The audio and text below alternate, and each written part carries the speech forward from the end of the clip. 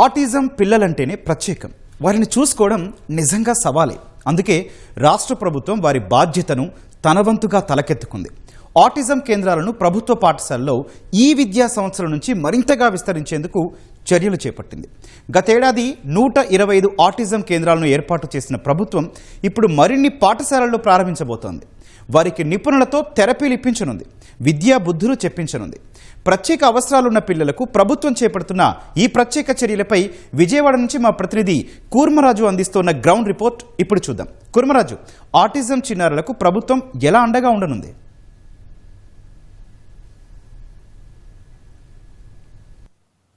గౌతమ్, ఈ ఆటిజం అంటే ఇది ఒక వ్యాధి కాదు, ఇది ఒక డిజార్డర్. అంటే మందు లేని న్యూరలాజికల్ డిజార్డర్గా వీటిని ఇప్పటికే వైద్య రంగం గుర్తించింది. అయితే దీని మీద రకరకాలైన పరిశోధనలు ఇప్పటికీ జరుగుతూనే ఉన్నాయి.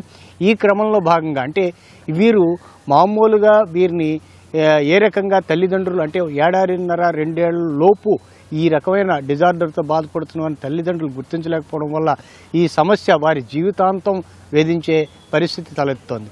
అంటే ప్రధానంగా దీని మీద అవగాహన లేకపోవడం, అవగాహన ఉన్న తర్వాత కూడాను వారు పెరుగుతున్న కొద్దీ సమస్య పెరుగుతున్నది. వీరి మామూలు స్కూళ్లలో వీరిని చేర్చుకోవడానికి వారి ఎక్కడ అనుమతించడం లేదు. అలాగే ప్రత్యేకమైన ఆటిజం స్కూళ్లలో వీళ్ళని చేర్పించాలంటే అది తల్లిదండ్రులకు తలకు మించిన భారంగా తయారవుతుంది. దీన్ని చూసే ఈ కేంద్ర ప్రభుత్వం PM శ్రీ ఎంపిక చేసిన పాఠశాలలోనేమో వీటిని ఏర్పాటు చేయడానికేమో ప్రత్యేకంగా ఉంది. దాన్ని రాష్ట్ర విద్యాశాఖ మంత్రి నారా లోకేష్ చొరవతోటి గత విద్యా సంవత్సరంలోనే 125 కేంద్రాల్లోని ఈ ఆటిజం భవిత పేరుతోటేమో ఈ కేంద్రాలని ప్రారంభించాలని నిర్ణయించారు. ఒక్కొక్క కేంద్రానికి 27.75 లక్షల రూపాయల వ్యయంతో ఈ కేంద్రాలని ఏర్పాటు చేయాలని నిర్ణయించారు. దానికి సంబంధించి ఆ ప్రక్రియ గత విద్యా సంవత్సరం ఈ విద్యా సంవత్సరానికి మరింత వ్యవస్థీకృతంగా ప్రత్యేకంగా కేంద్ర ప్రభుత్వ రంగ సంస్థ హెడ్సిల్ అనే సంస్థ, కేంద్ర ప్రభుత్వ రంగ సంస్థ, దానితోటి ఏమో రాష్ట్ర ప్రభుత్వం ప్రత్యేకంగా అవగాహన కుదుర్చుకుంది. శిక్షణ పొందిన నిపుణులు ఈ ఆటిజం పిల్లలకి ప్రత్యేకంగా వారి దినచర్య అలాగే మొత్తం అన్ని అంశాలను కూడా వారికి నేర్పాల్సి ఉంటుంది. అంటే మనం జీవితంలో ఏదైనా నేర్చుకోవాలంటే దానికోసం శిక్షణ పొందాల్సి ఉంటుంది. వీరికి ఏంటంటే తెల్లవారు లేచిన దగ్గర నుండి ప్రతి సమయంలోని వారికి శిక్షణతోటే వారి పనులు చేసుకునే అవకాశం ఉంటుంది. తల్లి కానీ తండ్రి కానీ ఎవరో ఒకరు ఖచ్చితంగా వారితో పూర్తిగా వారి లైఫ్ పూర్తిగా వారికి డెడికేట్ చేయాల్సిన అవసరం ఏర్పడుతుంది. ఇటువంటి ప్రత్యేక అవసరాలు ఉన్న పిల్లలు ఈ పిల్లల బాధ్యతని రాష్ట్ర ప్రభుత్వం తలకెత్తుకుని చూసుకోవడంతో ఇప్పుడు రాష్ట్రంలో మనం చూసుకుంటే కడప, పల్నాడు ఈ 2 జిల్లాల్లోని 8 కేంద్రాలు అంటే ఒక్కొక్క మున్సిపాలిటీకి ఒక్కొక్క కేంద్రం చొప్పున ఏర్పాటు చేసినప్పటికీ అక్కడ పిల్లల అవసరాలని అలాగే అక్కడ ఈ ఆటిజంతో బాధపడే పిల్లల్ని ప్రత్యేకంగా గుర్తించి అంటే ఈ సాధారణ పిల్లలతో వారిని కొంతసేపు కలపడం, అలాగే వారికి మరీ హైపర్ యాక్టివ్గా ఉన్న వారికి ఏమో ప్రత్యేకంగా అవసరమైన వైద్య సహాయం కూడా అందించడం కూడాను ఈ కేంద్రాల తాలూకా ప్రధానమైన లక్ష్యంగా ఉంటుంది. ఈ కడప, పల్నాడు జిల్లాల్లోని 8 కేంద్రాలు, అలాగే ప్రకాశం, తిరుపతి, కాకినాడ, అనంతపురం జిల్లాల్లోని 7 కేంద్రాలు, అలాగే మిగిలిన జిల్లాల్లోనేమో 5-6 కేంద్రాలు కూడాను ఏర్పాటు చేయడం జరుగుతుంది.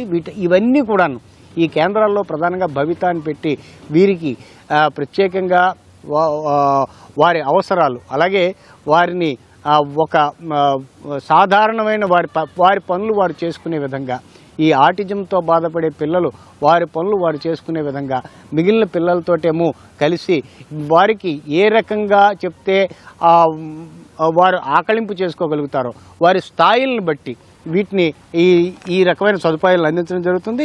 ప్రధానంగా ఆటిజం స్పెక్ట్రమ్ డిజార్డర్ ASD, అలాగే ASD మేధో వైకల్యం, నిర్దిష్ట అభ్యాస వైకల్యాలు ఇవన్నీ కూడాను ఈ స్థానిక అవగాహన కేంద్రాలుగా ఇవి పనిచేస్తాయి.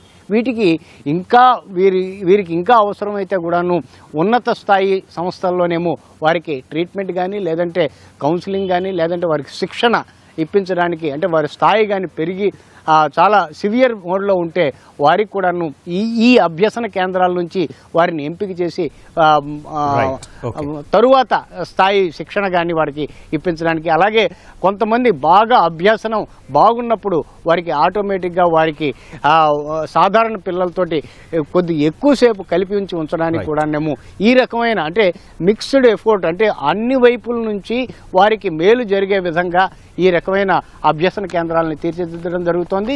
ఇవి భవిష్యత్తులో అవసరమైతే పెంచుతాం. అంటే ఈ ఆటిజం రావడానికి ప్రధానమైన కారణాలు ఏవి కూడాను నిర్దిష్టంగా ఇప్పటివరకు పెరుగుతున్న ఒత్తిడి, Okay, అలాగే కుర్మరాజు. భార్యాభర్తలు ఇద్దరిలో నేను కొన్ని అంశాలు, ఈ ఒత్తిడి ప్రధానమైన అంశాలు, ఇవన్నీ కూడాను మనం చెప్పాల్సి ఉంటుంది. రైట్.